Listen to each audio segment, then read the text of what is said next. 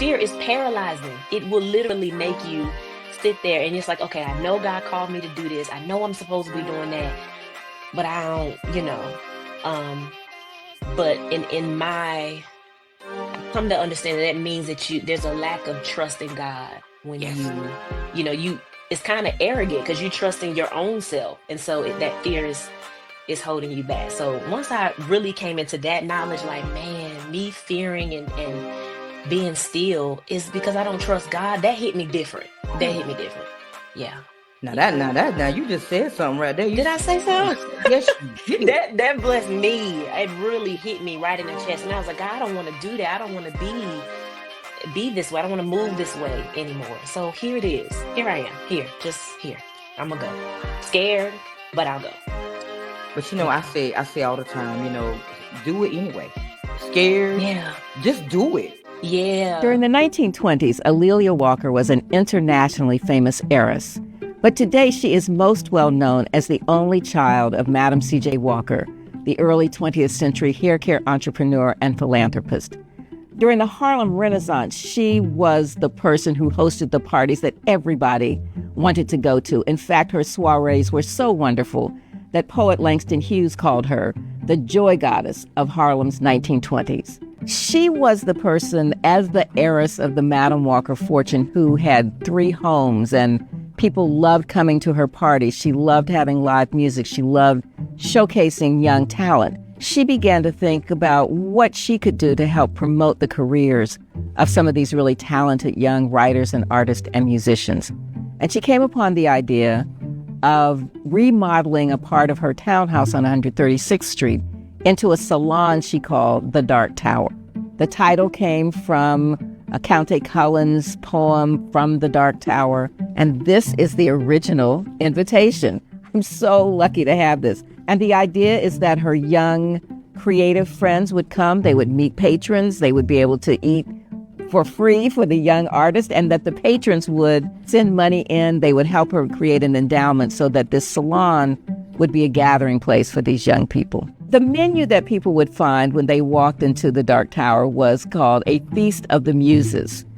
And A'Lelia Walker wanted to make sure everybody was happy. But my favorite thing on the menu is A'Lelia Walker iced tea. Now, this was Prohibition, so I'm just saying, I don't know if people put something else in that iced tea, but there might have.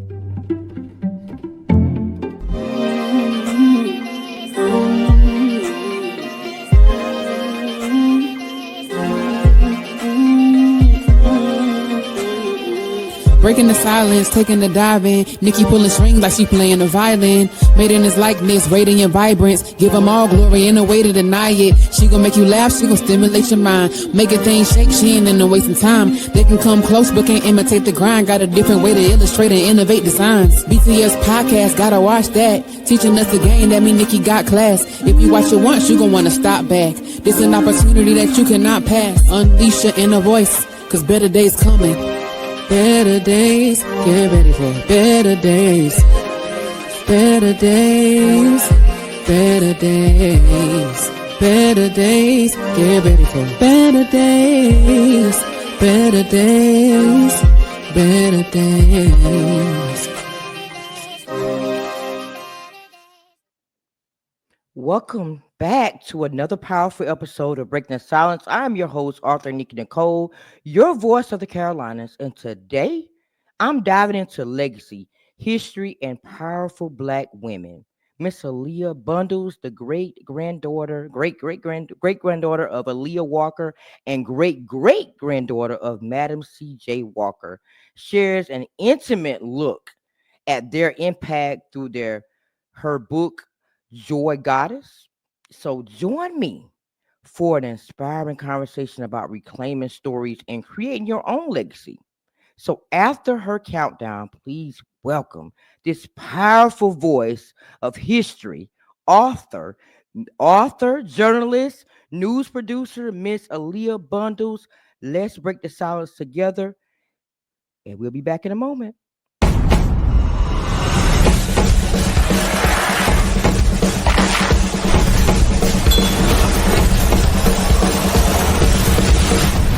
It's time to tell my story. Seems like I was born to struggle. After a while, I guess I just lost hope. That's when my hair started falling out. I'm going to help you. My hair grew back, and so did my confidence. Maybe I could sell you product. I don't think sales is for you.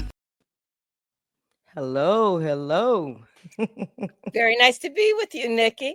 Thank you so much for coming in and being a part of my platform. I watched that movie so many times and I love that movie. Love that movie. So, Tell me what you loved about the movie. What made it special for you? well, I like the fact that she did not give up. She went out there and she asked people. At first, it didn't go well. As anything that we do in life, it didn't go well.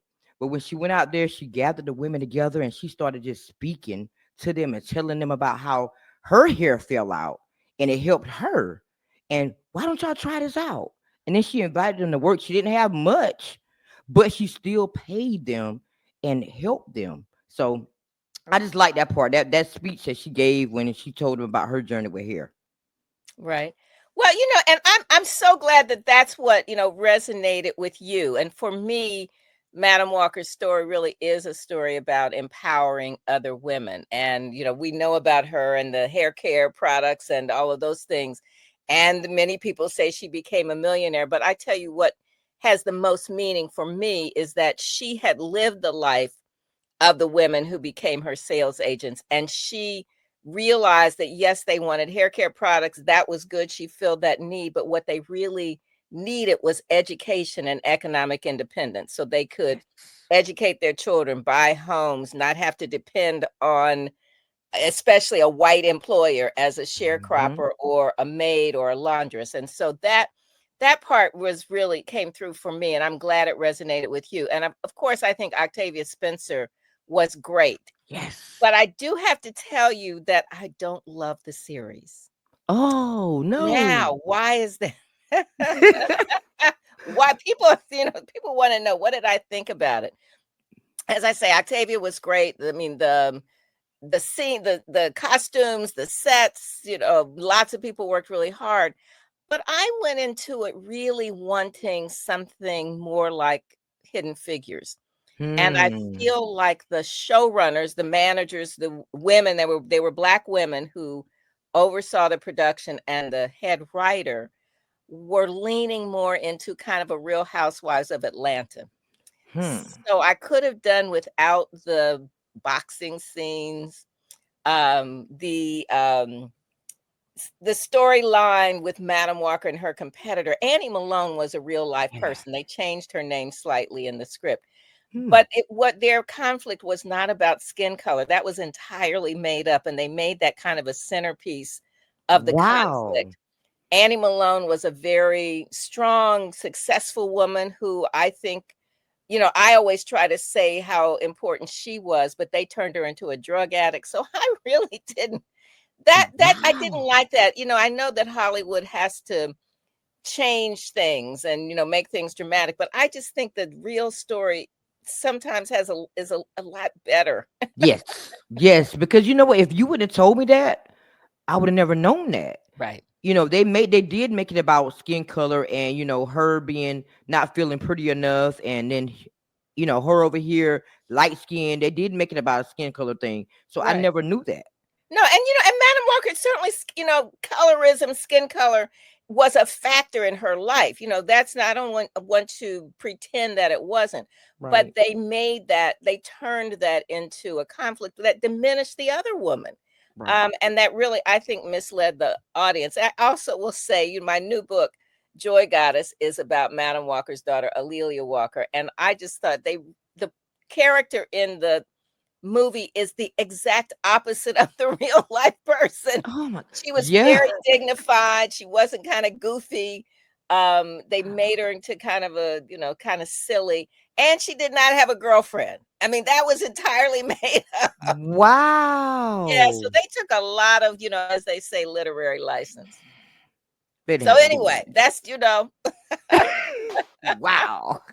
So now I gotta ask you, yes. when did you first fall in love with the pen? With what? with the pen and paper. Gotcha. I was very young. I wrote a short story when I was in third grade about going to the moon. And I was in third grade in like 1958. So that was before anybody went to the moon. And one of my mother's friends, who was a school teacher, read the story and sent it to a children's magazine, and it was published. Nice. I thought of myself as a writer from a very young age. That was, that was my identity. And Nikki, this will make you laugh, but I cannot carry a tune. So I knew I was not going to be, on the stage singing, but writing was my love. Wow. In third grade published. Wow. Wow. So how does it feel? I gotta ask this. How does it feel to be the great granddaughter and the great-great-granddaughter of Madam C.J. Walker and Aaliyah Walker? It gives me a lot of pride, but one of the things that was, significant when I was growing up, my mom was vice president of the Madam C.J. Walker Manufacturing Company during the 1950s and 1960s. And she had grown up with the expectation that she would work in the family business. But she and my father raised my brothers and me to do the things that we love to do. My passion was writing. And so they always, sort of encouraged me to do that and did not make a big deal about this family connection. But the silverware that we used every day had Madam Walker's monogram, and there was a baby grand piano in my living room that had been in Aaliyah Walker's apartment in New York. I learned to read music on that. So I had a kind of a privileged upbringing, and I knew there was the connection, but I didn't have any pressure to be like that. And my mother was so wise in letting me discover this connection on my own. Wow.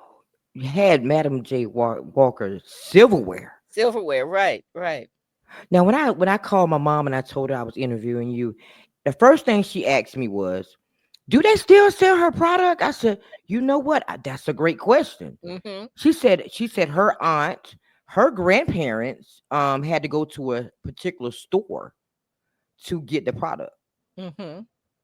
That's I love hearing this. And a number of people have told me their grandmother was a Walker agent or took the Walker course. And so that always makes me happy because I love that connection, because I know that Madam Walker did touch a lot of lives. And obviously then there were thousands of people who used her products. So the products are not sold right now, but the original formula was really used into the 1960s and 1970s. But during the 1950s and 60s, there was Poro, which was Annie Malone, Madam Walker's primary competitor. Mm-hmm. Sarah Spencer Washington was another Black woman who founded a company called Apex, and then the Walker Company. So those were the three big women-founded companies from the 19-teens through the 1940s or 50s or so. But then in the late 50s and early 60s is when chemical hair straighteners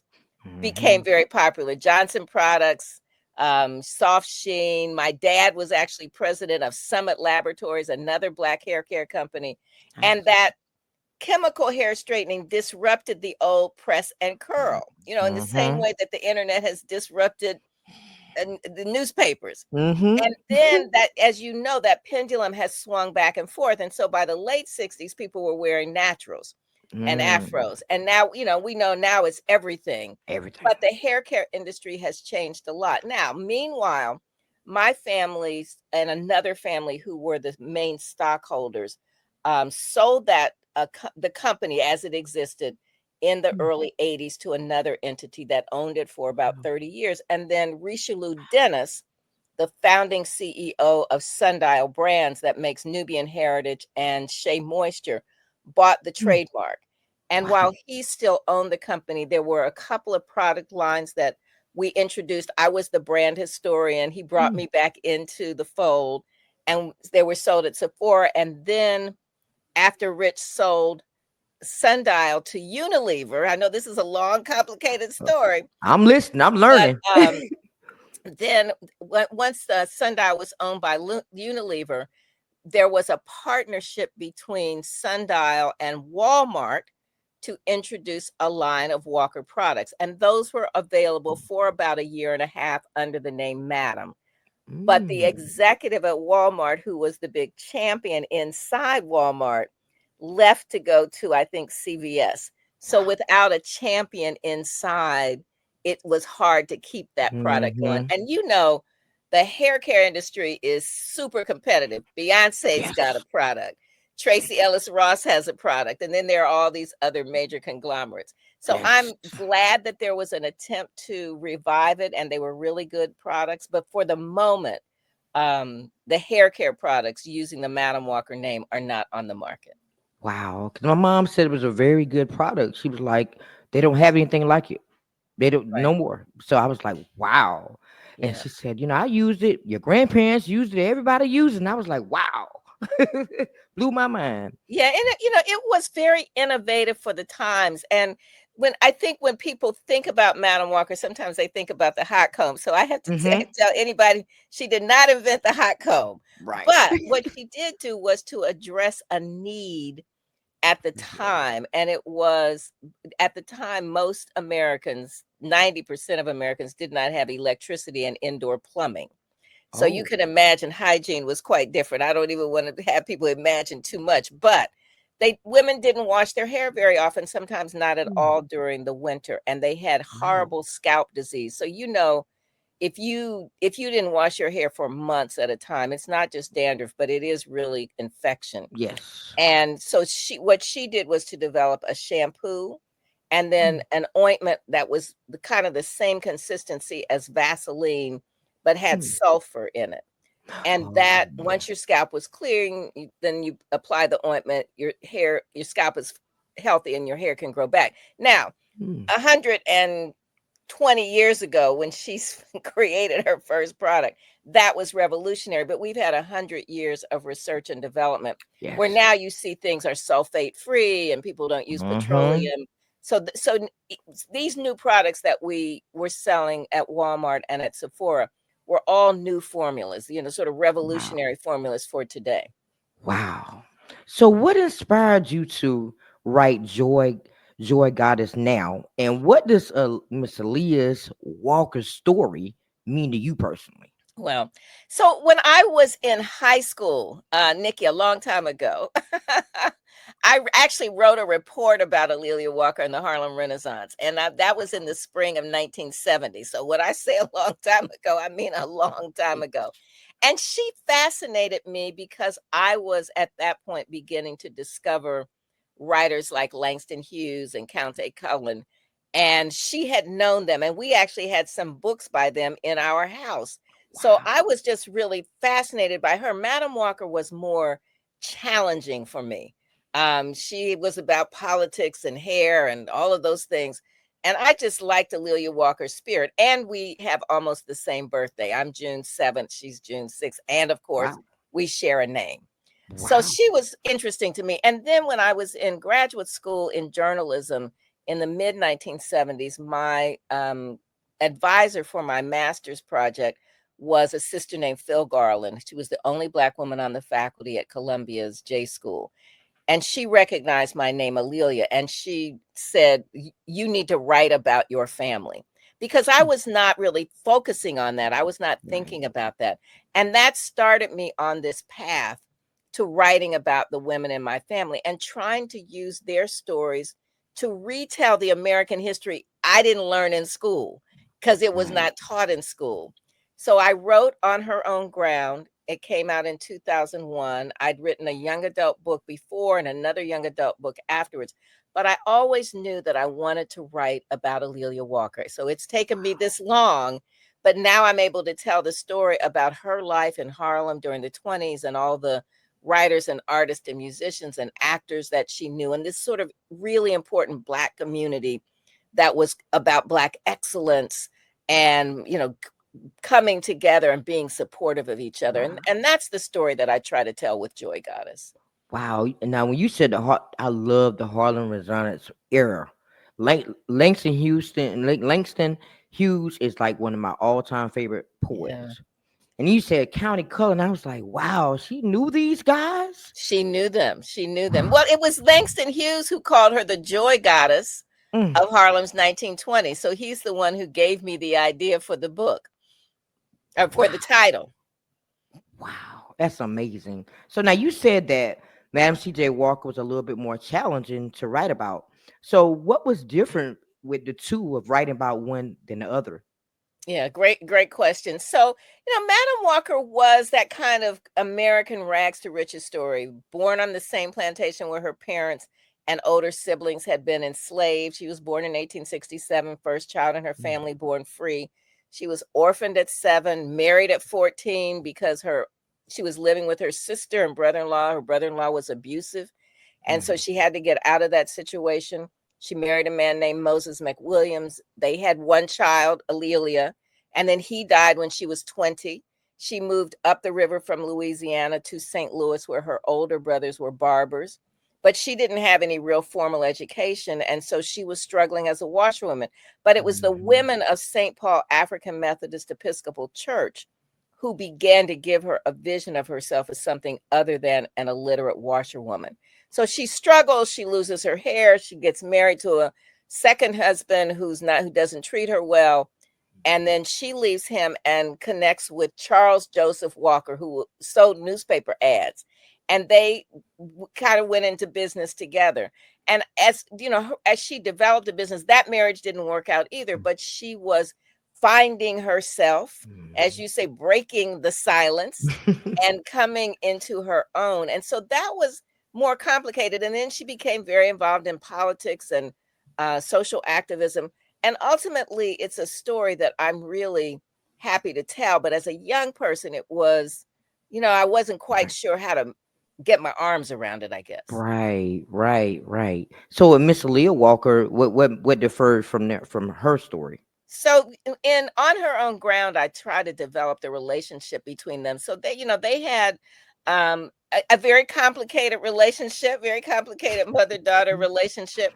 As one of their secretaries said, they loved each other dearly and they sometimes fought fiercely. Oof. Alelia was the apple of her mother's eye. She was her motivation. Of course, she was, as it is with most parents and their children. But as they were developing the business, Alelia was the daughter of this larger than life person. She couldn't be exactly what her mother wanted her to be. And so they sometimes clashed over business decisions. And then they really clashed over Alelia's choice in men. Mhm. She had After she had one first marriage that didn't work out, her mother had predicted it wouldn't work out. So her mother was right. That's always hard to. Mhm. I just want to take a moment to give a huge thank you to my incredible guest, Miss Aaliyah Bundles, for breaking the silence with me today. Y'all, it's not every day that we get to sit at the table with someone who carries such a powerful history and wisdom and still drops gems like it's nothing. I'm so honored, and I hope that you're feeling as inspired as I am right now. So, let me remind you of this. You may not come from a legacy like Madam C.J. Walker, but you are absolutely capable of starting your own. Your voice matters, your story matters. Don't wait for the perfect moment. Be the moment that someone else is waiting on. Stay inspired and stay strong in this game. But here's something to think about. What part of your story are you still afraid to tell? And what would happen if you let it free? Let that marinate. So if this conversation is speaking to your spirit like it's speaking to mine, do me a favor. Like, subscribe, and share this episode. You never know who might need to hear it. So let's get back to this powerful episode with Miss Aaliyah Bundles, because we are not done breaking the silence. But then later on, she had two boyfriends, both doctors, both handsome, One is a good guy and one is a bad boy. So I'll just let you imagine where that story goes. Know which one she chose. Yes, and then there's a twist that will surprise everybody because the other one comes back into the picture. Oh, see, you gonna make me get this book. I hope so. Listen, I hope you will. I've been. I'll tell you one of the things because I worked on these books for a really long time. I do a lot of research. I'm really lucky to have literally hundreds of pages of letters that they wrote to each other and that they wrote to their attorney, and that's really quite rare to have that Yes. much information for stories about women and stories about Black people that we often don't have the documents to tell Yes. our stories. But they had, their business records, photographs, all kinds of things that allowed me to really stick with the facts on this. And so that Nice. was important to me. But when you're writing history, sometimes it can be boring for people. And I've really Mhm. been so grateful that my friends, and then not just my friends, but other people I don't know who've read it have said that it reads really smoothly, that Nice. it reads like a novel, but it's not a novel because a novel is fiction. This is a biography and is nonfiction, but I think it is a smooth read. I hope it is. That's amazing that it reads like a novel because when you think about biography, like you said, it's facts, but Mhm. that's a compliment. It That is a means it's a compliment. I'm very happy to take that compliment. take that compliment. So what's one misconception about the Harlem Renaissance that you hope your book clears up?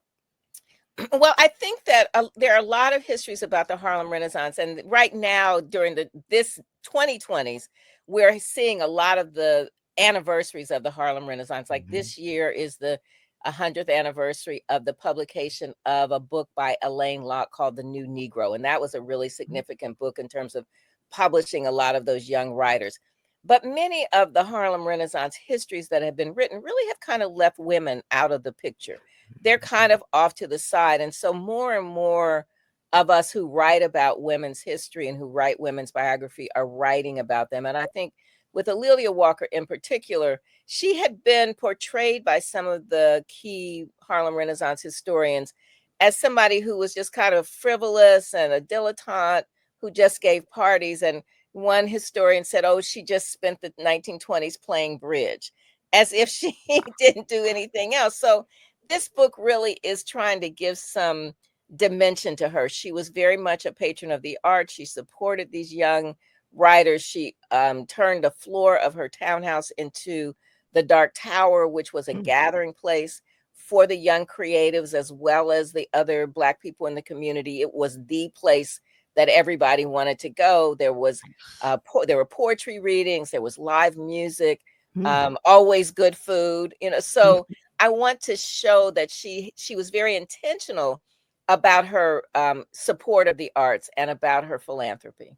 Wow. So they really did throw these salon parties and invite people to come in. Right, absolutely. So there are all, there are many kinds of parties. People sometimes they think of the Harlem Renaissance and they think of rent parties because those are the parties we see in movies where everybody's dancing and people are trying to raise the rent, and so they're charging you $1 or $2 to come in to help them pay the rent. Alelia's parties were really different. They were, Mm. much more elegant, and people dressed up, and there were people. She had traveled overseas to Paris, London, Rome, Monte Carlo, Cairo, um, Wow. Addis Ababa in Ethiopia, and she'd made all of these international friends. So there were a lot of those Mm. international visitors at the parties. So you saw people, Paul Robeson, the famous singer and actor, or Alberta Hunter, the singer. There were Langston Hughes, Count Cullen, Zora Neale Hurston. So there was this really kind of the best and the brightest of African Americans were there at her parties. As they used to say, I wish I was a fly on the wall for just to see how that unfolded. Absolutely. Nice. Absolutely. There are many times when I want to be there. And what I try to do in the book is to describe those scenes to make people feel as if they're in the room. So I hope when you read it, you will feel that you are on that wall. Nice. So when people hear Aaliyah Walker, what's one word or image you hope comes to their mind? I hope that they see an elegant woman who was very charismatic. There's a couple of things that I found doing my research. One person said she didn't just walk into a room, she swept into a room.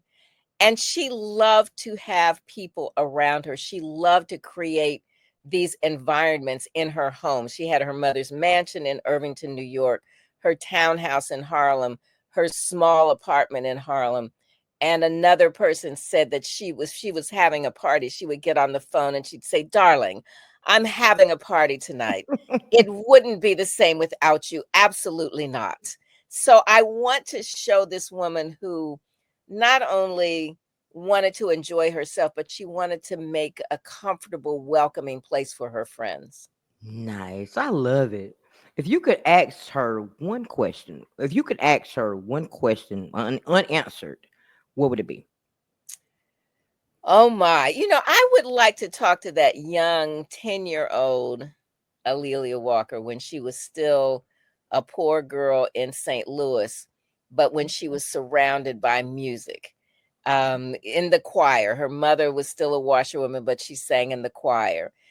For a little while, they lived across the alley from Tom Turpin's Rosebud Cafe, where Scott Joplin played.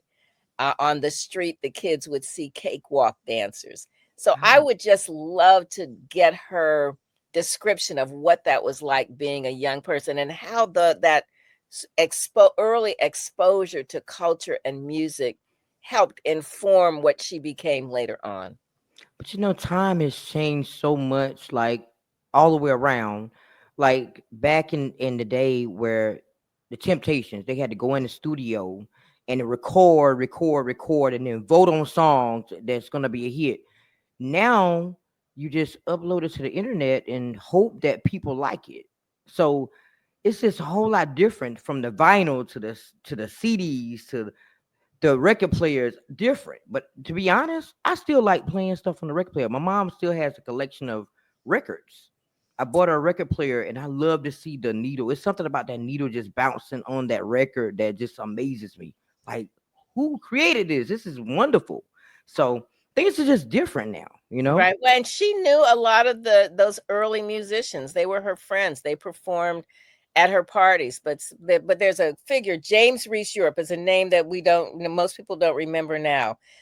But he was a very famous Black musician during the early 20th century, and he put together bands and orchestras in New York. And then he was the head conductor for the Black musicians who went to Paris, who were in the army, and introduced jazz to Paris. And that was one of her friends. The first chapter of my book opens with him being a guest and performing at a dinner party in 1914 that Alelia Walker hosted for her mother when she's trying to persuade Madam Walker to move to New York from Indianapolis. But music is very much a part of it. And you're right. I mean, that sort of live music, that interaction with people, that we get that in these big concerts now, but it's not as common as it used to be. No. You're right. You can just in your bedroom or in your closet with some acoustics, you can write a song and record a song. It's just that simple now. And maybe that's good, maybe that's bad. I don't know, but it's just something about the old school way. If you know how to survive the old way, because I was telling someone not too long ago, because I'm doing a motherhood series, and I said when I had my first child, my mother taught me how to use the pens with the diapers. Mhm. Then my second child came, it was Pampers. I said, but it's always good to know the old way to survive in anything that you do. So I'm just grateful that I had those lessons from my mom because I'd be lost today. Right. Honestly. Well, and with writing, I think, you understand what it means to just sit down and come up with something, craft it, and then, even have to edit it. For me, the Yes. biggest part of writing is editing and rewriting.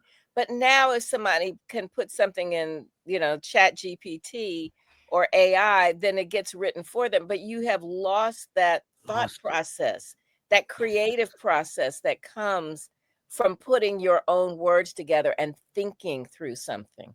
Exactly, exactly. But you know what? The old school is always the best way, sit down and write it. But AI is just taking off so much now. Everybody's using it. But where, like you said, where's the creative? Where's the Right. creative part? And sometimes it does help you, cut corners if you need to Right. summarize something. I mean, I've definitely used it to summarize something so I Right. wouldn't have to read the entire thing. But then you always have to go back and Go check back and check it. because sometimes it's wrong and it's it's bad input. Right. And especially things about us, about Black people. I've seen some CGI AI generated videos of Madam Walker, and I'm like, oh, the costumes are not right, the hairstyles are off, the facts are kind of janky. It's not really quite there, but people believe it. They do. They do. And it's kind of hard to determine what's real and what's fake now, too, with that. Mhm. Because I shared something the other day and I could have sworn it was Tyler Perry.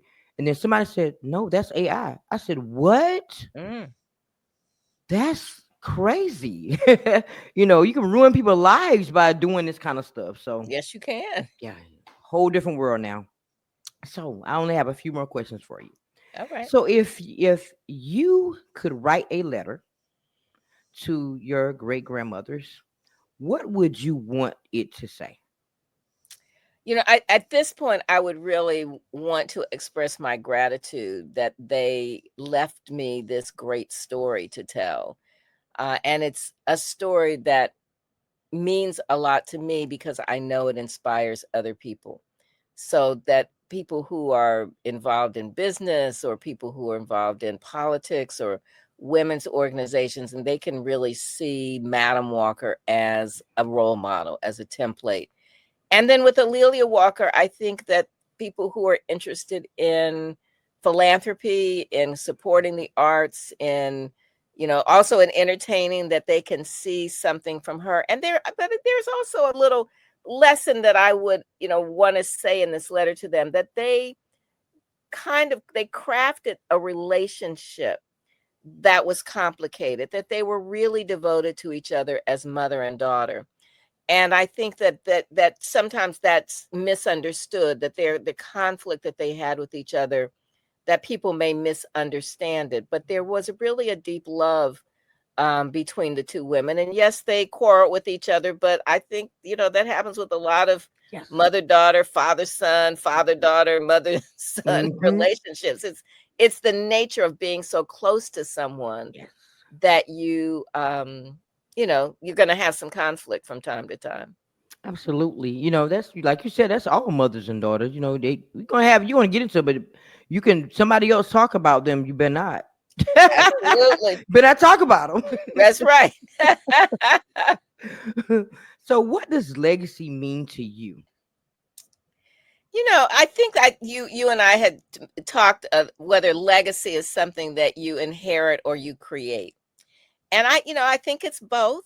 I do feel that I have inherited this great story. I think my mother was an important steward to help me understand. And my grandfather, my mother's father, was also someone who loved history and who cared his family. I mean, he was married to my grandmother May, who was part of the Walker family, but his own family had a very interesting history. And so he wanted to make sure that I knew that. And he saved a lot of documents. He saved letters. So I have these documents Wow. from both sides of my family. And I think I have inherited that from them, but they allowed me the opportunity to be able to tell the story because of the documents they saved.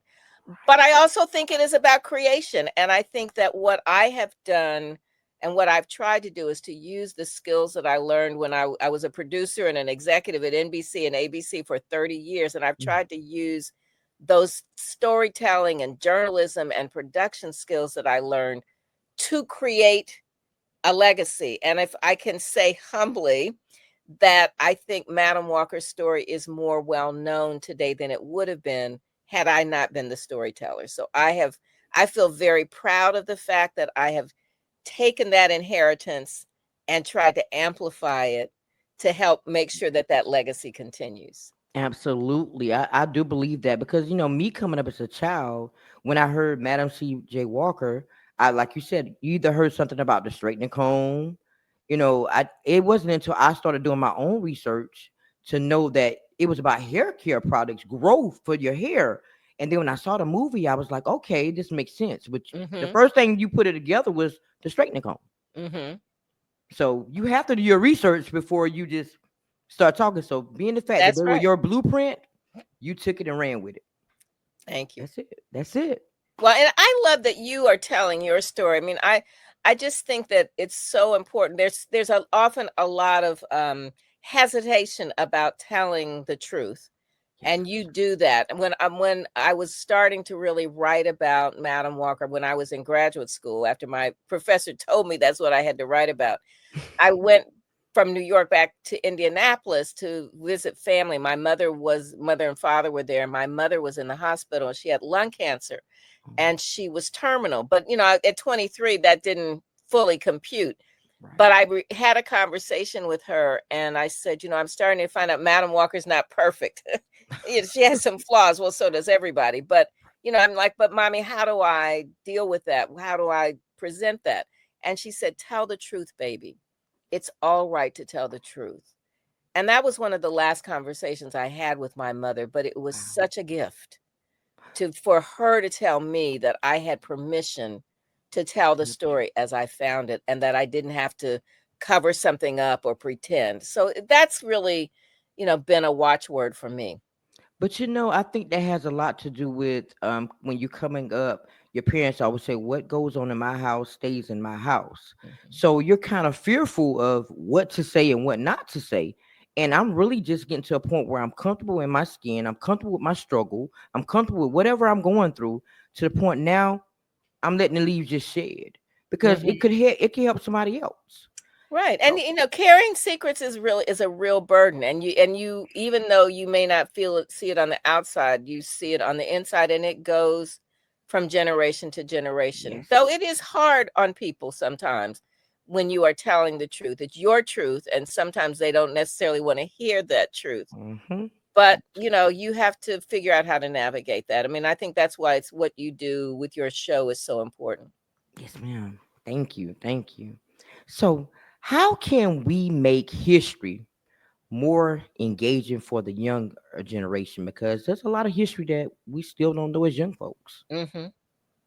Well, I think that people like me write the books with all the facts, and then there are other people who make the movies or who produce the plays, who do the websites, who do the podcasts, who do videos and conversations on Instagram and TikTok. So I think we are getting that history out there in all kinds of ways. I will tell you, it was interesting to me. I went to see Beyonce and at the MetLife Center in New Jersey with some friends in May. And I will not claim to be a member of the Beehive. I'm a little old for that generation, but I appreciate who she is and what she does. And one of the things that stood out for me in the concert is how much history she is teaching. Hmm. She is teaching the history. She's teaching the history about Black cowboys, Mm. Cowboy Carter, and she's saying this is ours. We were the original cowboys. Hmm. She is teaching American history and she is dressing herself in the American flag and she's saying this belongs to us. America belongs to us. And so I just saw the Wow. blackness of America and the Americanness of blackness. So I thought her concert was a history lesson, even if it goes over people's heads or they're not keying into it. I think Kendrick Lamar was doing a history lesson Mm-hmm. during the Super Bowl. Mm-hmm. I think a lot of the hip hop music is a history lesson. So while it may not be something that people are reading, they are getting history. Right. I And never people thought like about me that. are trying to write these books to give them some material. Absolutely. So I'm down to my final question. What advice would you give to women to empower them in this world that we have now? Because we both know that the world is different now Mhm. for just people in general. But what advice could you give to women to empower them and uplift them today? Well, listen, I will say I feel fortunate that I graduated from college in 1974, a long time ago, but that was that moment when affirmative action was happening, when the doors were opening up for women and people of color in corporations and in universities and in the military. And we see that that backlash is so intense right now that it is an attempt to erase us. But we are always going to tell our stories.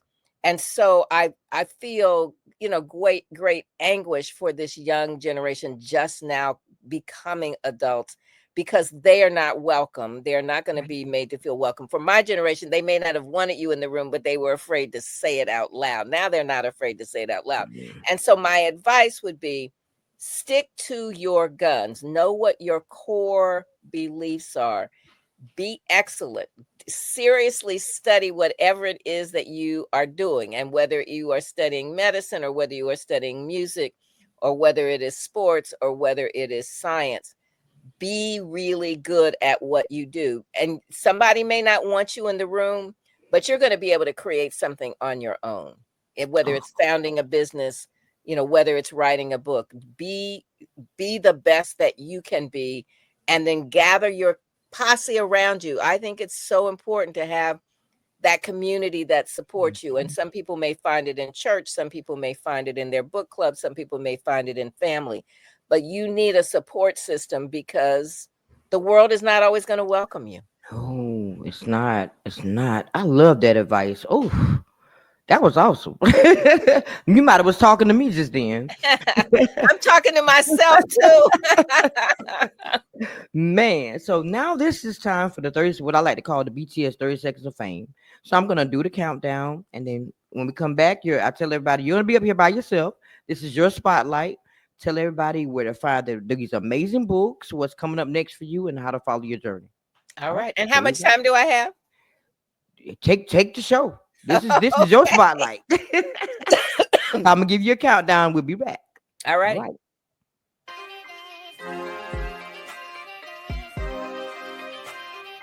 I just want to say that my single Safe Place is set to release this Friday, June the 20th. New Music Friday. So make sure that you go and download it. It's going to be on all streaming platforms. I'm so excited for you guys to hear it. I'm hoping that when you finish listening to it, that you know for sure that he is your safe place. He is the one that you can run to, the one that you can count on through thick and through thin.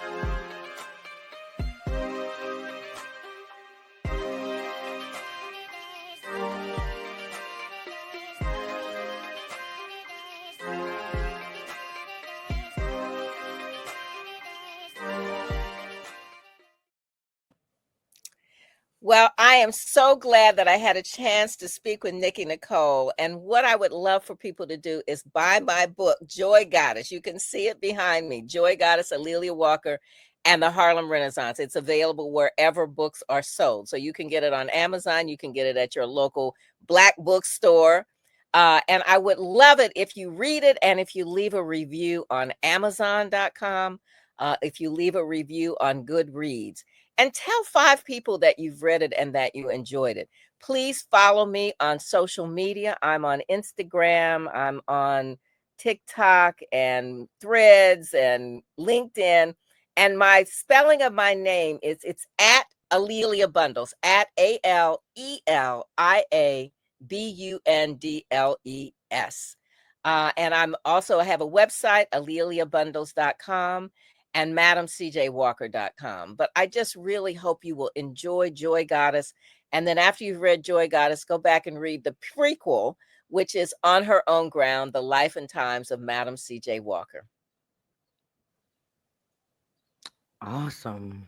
Well, thank you so much for taking time out of your busy day, because I know you were just recently on a tour.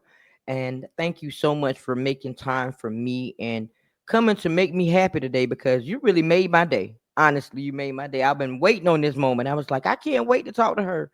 So Well, anything that you likewise, and need, keep doing that important work that you're doing. You really are bringing some joy to other people and some fortitude, and that's what we need.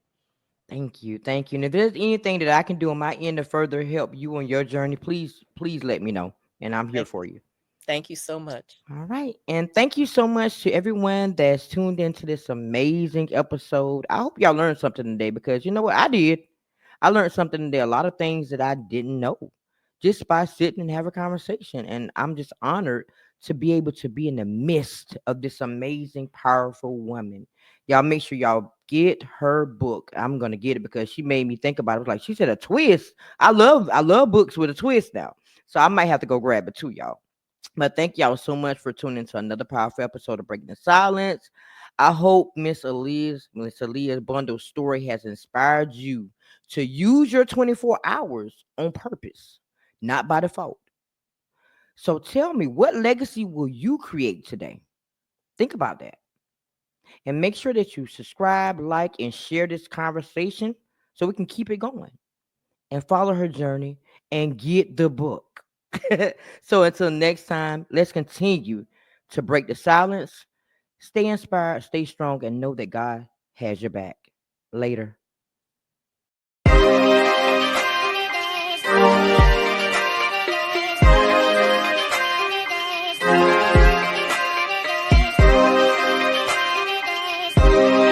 Better days, slowly but surely it's a better space that'll waste my mind, so I meditate till I levitate, I elevate, but I learn not to hesitate no more, keep moving forward, chase my goals and focus more towards it, hate the lows but I need those to flourish, place my goals in front, that's what's important, so I ask myself what inspires me, breaking out of my shell, feeling your shot quiet me, and now I'm breaking the silence like I'm Nikki Nicole, let's go. Promise you gon' see better days. Gotta keep going till you see them. Promise you gon' see better days. You gotta keep going till you see them.